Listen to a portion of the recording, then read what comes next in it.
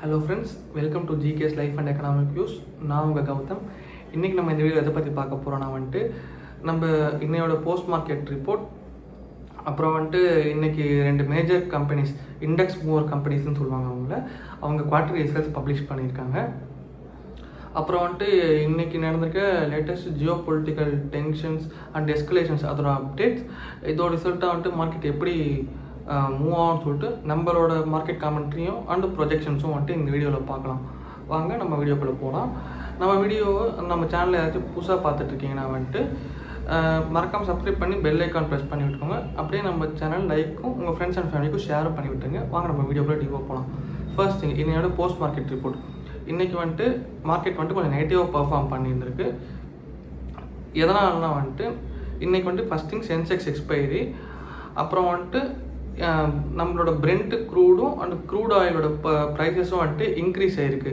அது எதனால்னா நான் as usual middle ஈஸ்ட்டில் நடந்துட்டுருக்க வார் அதோட இன்டென்சிஃபிகேஷனால் தான் மார்க்கெட் கொஞ்சம் நெகட்டிவாக பர்ஃபார்ம் பண்ணியிருந்திருக்கு. நம்ம ப்ரைஸஸ் பார்த்துருவோம். பிரெண்ட் க்ரூட் கிட்டத்தட்ட $98 பக்கம் ட்ரேட் ஆகிட்டுருக்கு. அது கிட்டத்தட்ட சைக்காலஜிக்கல் மார்க்கெட் $100 பக்கம். அப்புறம் க்ரூட் ஆயில் இதுவும் கிட்டத்தட்ட $90 பக்கம் வந்துடுச்சு. எப்போல்லாம் இது இந்த ரேஞ்சுக்கு போகுதோ இப்போ இட்ஸ் காமன் நம்ம மார்க்கெட் கொஞ்சம் நெகட்டிவாக பர்ஃபார்ம் பண்ணுறது.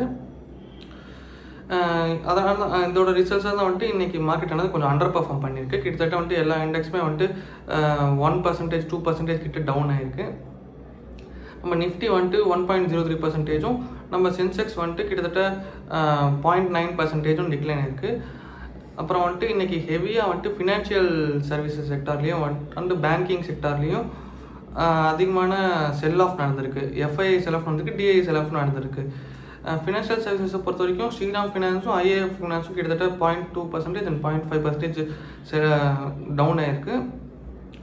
அப்புறம் பேங்கிங் செக்டர் பொறுத்த வரைக்கும் பந்தன் பேங்க்கும் ஆக்சிஸ் பேங்க்கும் கொஞ்சம் அதிகமான செல் ஆஃப் நடந்திருக்கு இன்றைக்கி.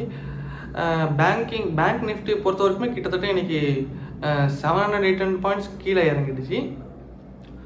பார்த்து ஜாக்கிரதையாக இருக்கணும். நம்ம இந்த மாதம் ஸ்டார்டிங்கில் பேங்கிங் செக்டர் நல்லா பர்ஃபார்ம் பண்ண சொன்னோம். அது எப்படின்னா குவார்டர்லி ரிசல்ட்ஸ் அதை பேஸ் பண்ணப்போ நல்லா பர்ஃபார்ம் பண்ணிருந்துச்சு.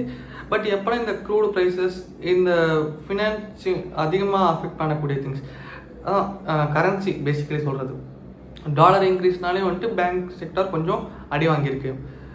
டாலர் எப்படி இன்க்ரீஸ் ஆச்சு, நம்ம barrel crude oil per barrel trade ஆகிறத பொறுத்து தான் இதுவும் அஃபெக்ட் ஆகுது. அப்புறம் இன்றைக்கி க்ளோசிங் அப்போது நிஃப்டி கிட்டத்தட்ட 23,870 பக்கம் க்ளோஸ் ஆகிருக்கு. அண்ட் சென்செக்ஸ் 77,500 பக்கம் க்ளோஸ் ஆகிருக்கு. அண்ட் பேங்க் நிஃப்டியை பொறுத்த வரைக்கும் ரொம்ப குறைஞ்சிருச்சு. 57,000 கிட்ட வந்துருச்சு. 56,500 பக்கம் வந்துருச்சு.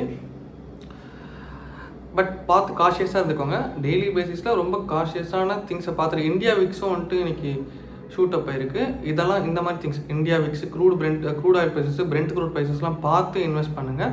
அதுக்கேற்ற மாதிரி உங்களோட டெசிஷன்ஸை பார்த்து எடுங்க. அப்புறம் இன்றைக்கி மேஜரான ரிசல்ட்ஸ் பப்ளிஷ் பண்ணியிருக்காங்க. அதை பற்றி இப்போ டிஸ்கஸ் பண்ணலாம். ஃபஸ்ட்டு திங் இன்ஃபோசிஸோட ரிசல்ட்ஸை பார்த்தோம்னா இயர் ஆன் இயர் பேசிஸில் 12% க்ரோத் ஆகிருக்கு. எவ்வளோ ப்ராஃபிட் பப்ளிஷ் பண்ணியிருக்காங்கன்னா 7,769 crores ப்ராஃபிட் பண்ணியிருக்காங்க. எதனால் இந்த இயர் ஸ்டார்டிங்கில் ஒரு புது பிப்ரவரியில் ஒரு புது மேனேஜிங் டைரக்டர் அப்பாயிண்ட் பண்ணியிருக்காங்க. ஆஷிஷ்ன்னு சொல்லிட்டு அவர் பேர். அவர் கீழே நம்ம இதிலலாம் இன்வெஸ்ட் பண்ண ஆரம்பிச்சிட்டாங்க. இப்போது ஆந்த்ரோபிக்கோட டைப்பில் பெங்களூர் ஆஃபீஸ் எஸ்டாப்ளிஷ் பண்ணி ஒரு AI related adoption and AI related growth ஓரியன்டாக அவங்க ஃபோக்கஸ் பண்ணி இன்ஃபோசிஸ் ஒர்க் பண்ணிகிட்ருக்காங்க. அதோட ரிசல்ட்டாகவும் அப்புறமேட்டு அது ஏஐ ஸ்கில்டு எம்ப்ளாயிஸை ஹையர் பண்ணுறதோட ரிசல்ட்டாகவும் இப்போது இன்ஃபோசிஸ் ஒரு நல்ல க்ரோத் காமிச்சிருக்கு. பட் இந்த குவார்ட்டர்லி பொறுத்த வரைக்கும் எப்பவுமே ஒரு பிஸ்னஸ் ஸ்டார்ட் ஆன கொஞ்சம் டைம் ஒரு லாஸ் மாதிரி தானே காமிக்கும். அது மாதிரி என்ன நடந்திருக்குன்னா குவார்ட்டர்லி பேசிஸில் கிட்டத்தட்ட ஒரு 5 to 5.5% பக்கம் லாஸ் பப்ளிக் போட்டிருக்காங்க. பட் ஓகே, இது வர்ற குவார்ட்டர்ஸில் ரிகவர் பண்ணிவிடுவாங்க. இன்ஃபோசிஸோட மார்க்கெட் வெயிட், அதாவது இண்டெக்ஸ் வெயிட் சொல்லுவோம். நிஃப்டியில் இன்ஃபோசிஸோட வெயிட் மட்டுமே கிட்டத்தட்ட 5% இருக்குது. இது எவ்வளோ, இந்த ஸ்டாக் எவ்வளோ மூவ் ஆகும் அதை ஒரு ரிலேட் ரிசல்ட்டாக தான் மார்க்கெட்டும் பர்ஃபார்ம் பண்ணும். ஸோ ஸோ கொஞ்சம் பார்த்து இன்வெஸ்ட் பண்ணுங்கள் இந்த ஒரு பர்டிகுலர் டைம் மட்டும் இன்ஃபோசிஸில். அப்புறம் வந்துட்டு இன்னொரு ஒன் மோர் கம்பெனி வந்துட்டு இன்றைக்கி குவார்டர் ரிசல்ட்ஸ் பப்ளிஷ் பண்ணியிருக்காங்க. அதுதான் இண்டிகோ. இண்டிகோ வந்துட்டு இந்த ஒரு 1 இயராக வந்துட்டு நிறையா சேலஞ்சஸ் ஃபேஸ் பண்ணியிருக்கு.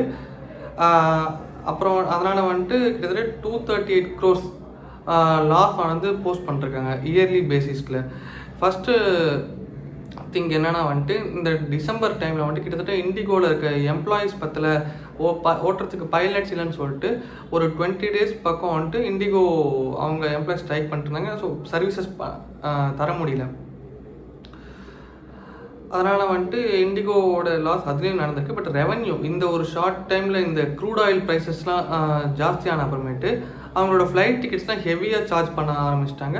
அப்புறம் அந்த நடந்த இந்த சர்வீசஸ் ட்ராப்னால அதெல்லாம் கஸ்டமர் தலையிலே கட்டி அவங்க ரெவன்யூ ஆனது ஏற்றிட்டாங்க. ரெவன்யூ ஜம்ப் ஆகிருக்கு. பட் கம்பெனியோட இது மட்டும் லாஸ் போஸ்ட் பண்ணியிருக்காங்க. இது ஒரு ரொம்ப உற்று நோக்கு பார்க்க வேண்டிய விஷயம். இது வந்துட்டு ஒரு கிட்டத்தட்ட 3 to 4% இருக்குது நிஃப்டியில் இவங்களோட வெயிட் மட்டும். நாளைக்கும் வந்துட்டு இந்த க்ரூட் ப்ரைஸஸ் இன்க்ரீஸ் ஆகும்னு எக்ஸ்பெக்ட் பண்ணுது. ஏன்னா வந்துட்டு இப்போ ஜியோ பொலிட்டிக்கல் டென்ஷன்ஸ் ரொம்ப எஸ்கலேட் ஆகிட்டு இருக்குது. அதை பற்றி அடுத்த பார்ட் ஆஃப் த வீடியோவில் சொல்கிறேன். ஸோ இண்டிகோவை பற்றி கம்ப்ளீட் பண்ணுறேன். ஃபஸ்ட்டு இண்டிகோ வந்துட்டு லாஸ் போஸ்ட் பண்ணால் மோஸ்ட்லி அந்த ஸ்டாக் இன்னும் விழ தான் வாய்ப்பு இருக்குது நாளைக்கும் நாள் கழிச்சும். ஸோ பார்த்து இண்டிகோலையும் இன்ஃபோசிஸ்லையும் ஒரு நல்ல டிசிஷன் எடுத்து இன்வெஸ்ட் பண்ணுங்கள். வாங்க இப்போ நம்ம மிடில் ஈஸ்ட் டென்ஷன்ஸ் பற்றி பார்ப்போம். மிடில் ஈஸ்ட்டில் வந்துட்டு நம்ம ஹவுதீஸ் குரூப் வந்துட்டு கிட்டத்தட்ட 2-3 சவுதி ஆயில் டேங்கர்ஸை வெடிச்சிட்டாங்க. அதாவது அவங்க மிசைல்ஸ் அட்டாக் வழியா. அப்புறம் வந்துட்டு இவங்க ட்ரம்ப் என்ன சொல்கிறாங்கன்னா இந்த அட்டாக்ஸ்க்கும் வந்துட்டு ஈரான் தான் ரெஸ்பான்சிபிள், அவங்க தான் வந்துட்டு இவங்களை ஏவி விட்டு அட்டாக் பண்ண வைக்கிறாங்க, இதோட தான் க்ரூட் ஆயில் இன்க்ரீஸ் ஆகுதுன்னு சொல்லிட்டு அவர் பழியை தூக்கி போடுறாரு. அவர் பங்குக்கு அவர் அட்டாக்ஸ் தான் மேலும் மேலும் அதிகப்படுத்துறாரு. அதாவது குறைஞ்ச பாடு ஒன்றும் இல்லை. இதன்ட்டு எப்படி இன்னும் எஸ்கலேட் ஆகிட்டே போனால் வந்துட்டு யார் இறங்குவாங்க, யார் சீஸ் ஃபயர் டிஸ்கஷனுக்கு ஃபஸ்ட்டு வருவாங்க, அதை பொறுத்து தான் இந்த வார் ஆனது டிசைட் ஆகும். இன்றைக்கும் வந்துட்டு ஹவுத்தீஸ் வந்துட்டு ஒரு சைனா மிசைலை சைனா ஷிப்பை வார்ன் பண்ணியிருக்காங்க. இந்த தாண்டி போகாதீங்க, உங்கள் ட்ரேட் நடக்கக்கூடாது மாதிரி வார்ன் பண்ணியிருக்காங்க. சைனா ஷிப் ஒன்று வார்ன் பண்ணியிருக்காங்க. 2 சவுதி அரேபியாவோட ஆயில் டேங்கர்ஸை பிளாஸ்ட் பண்ணியிருக்காங்க. இன்னும் வார் எஸ்கலேட் மேலே தான் போய்ட்டு ப்ராக்ரஸ் ஆகிட்டு தவிர்த்து குறைஞ்ச படம் ஒன்றோட. அதுதான் நான் வந்துட்டு இந்த மிடில் ஈஸ்ட் டென்ஷனை ஒரு அப்டேட்டாக சொல்லணும்னு நினச்சேன். அவ்வளோதான் இன்றைக்கான வீடியோ. புதுசாக நம்ம வீடியோலாம் பார்த்துட்டு இருந்தீங்கன்னா நம்ம சேனல் சப்ஸ்கிரைப் பண்ணிவிட்டு ஒரு பெல் ஐக்கான் ப்ரெஸ் பண்ணிட்டுருக்காங்க. தேங்க்யூ.